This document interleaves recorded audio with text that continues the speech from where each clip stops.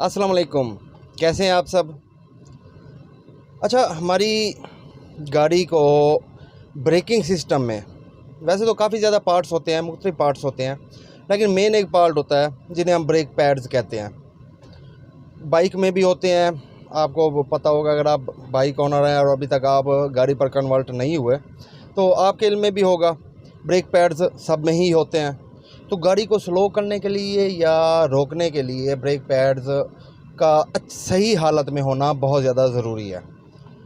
Reference के तौर पे इस साइड पर कुछ पिक्स चल रही होंगी, आप देख सकते हैं। इनके ऊपर एक यूँ समझें कि एक मोटी प्लास्टिक होती है, चलें अब मैं आपको यूँ समझा देता हूँ। एक मोटी प्लास्टिक होती है जो टाइम के साथ साथ आहिस्ता आहिस्ता रगड़ पैदा होते होते रगड़ने के बाद वो उतरती जाती है, कम होती जाती है। फॉर एग्ज़ाम्पल पहले उसकी विड्थ इतनी थी तो वो आहिस्ता आहिस्ता कम होती जाती है।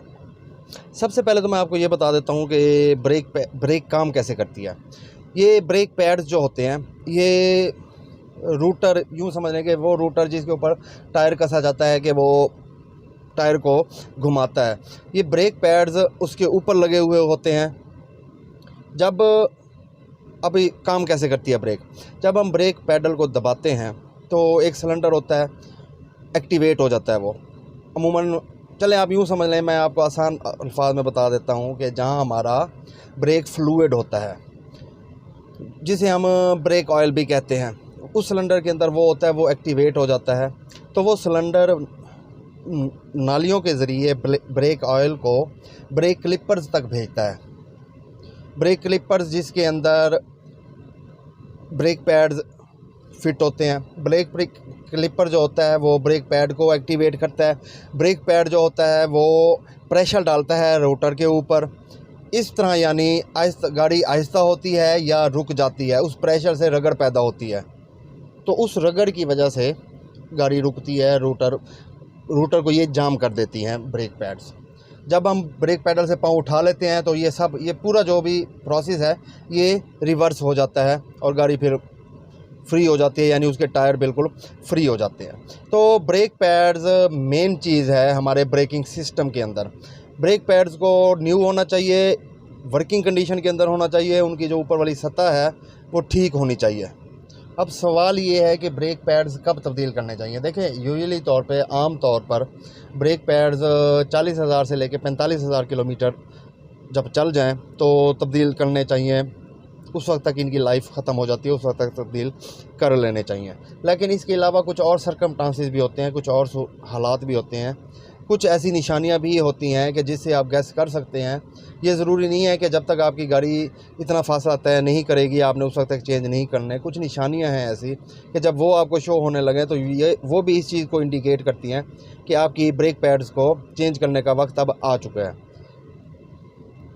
मैंने 4 या 5 ये निशानियां लिखी हैं, मैं आपके साथ ये डिस्कस करता हूँ, मैं आपको डिटेल से बता भी देता हूँ। अगर इनमें से आप कोई भी निशानी आपको नज़र आए तो बिल्कुल डिले ना कीजिएगा कि ब्रेक पैड्स न्यू डलवाने में, क्योंकि ये बहुत सेंसिटिव सा मैटर है।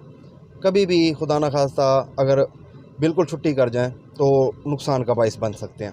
सबसे पहले अमूमन एक दोस्त, बल्कि 2-3 दफ़ा ये कमेंट भी आया मुझे कि भाई जब मैं ब्रेक लगाता हूँ तो मुझे ब्रेक से ना ची ची की या चीखने की आवाज़ महसूस होती है।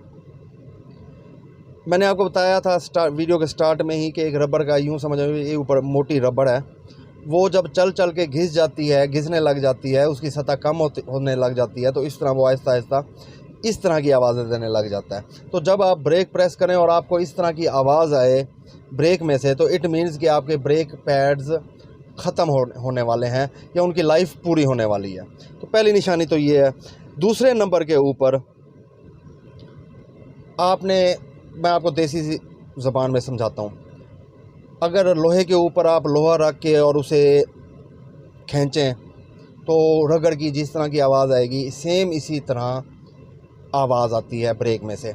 ये जो मैंने आपको पहली कंडीशन बताई है, पहली निशानी बताई है, ये उसका अगला स्टेप है कि अगर आपकी वो जो सतह है वो इतनी घिस जाए कि उसके नीचे से जो लोहे का पार्ट होता है वो आ जाए सामने, तो देन उसके बाद रगड़ की आवाज़ें पैदा होने लग जाएंगी।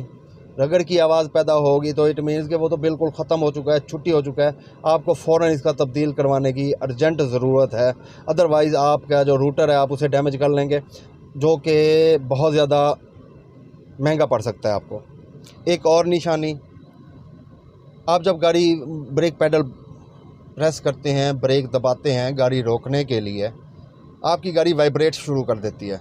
तो ये भी इस चीज़ की इंडिकेशन हो सकती है कि आपका ब्रेक पैड्स आपके ख़त्म हो चुके हैं, क्योंकि जब रूटर के साथ उनका इंटरेक्शन ज़्यादा बढ़ेगा, लोहे का लोहे के साथ इंटरेक्शन बढ़ेगा, गाड़ी आपकी स्पीड के अंदर है या स्लो स्पीड में भी है, आप रोकते हैं तो गाड़ी आपकी वाइब्रेट करेगी, यूँ समझे भी कांपने लग जाएगी। तो जब ये कंडीशन हो तो ये भी ब्रेक पैड्स का ही मसला है।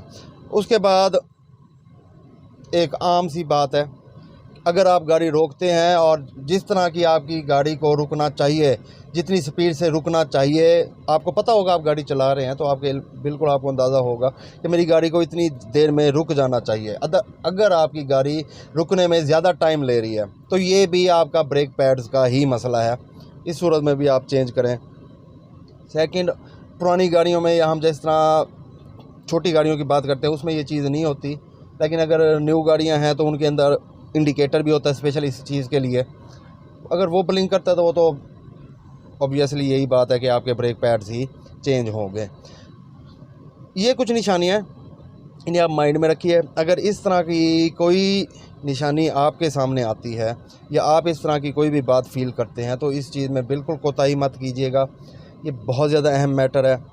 कम से कम कि कहीं भी अर्जेंट आपको गाड़ी रोकनी पड़ सकती है, खुदा ना खास्ता कुछ भी हो सकता है, बुरे वक्त का पता नहीं होता, तो आपकी गाड़ी इतनी सेट होनी चाहिए कि आप उसे किसी भी वक्त कहीं भी रोक सकें। तो इतनी वीडियो थी आज की। आई होप कि मैं जो आपको समझाना चाह रहा था वो आप समझ गए होंगे। वीडियो के अलावा अगर आपका कोई और सवाल हो तो वो कमेंट सेक्शन में लाजमी कीजिएगा। वीडियो कैसी लगी है ये भी कमेंट सेक्शन में लाजमी बताइएगा। अगर वीडियो अच्छी लगी हो तो लाइक सब्सक्राइब करना मत भूलिएगा। अपना ख्याल रखिएगा, दुआओं में याद रखिएगा। अल्लाह हाफिज़।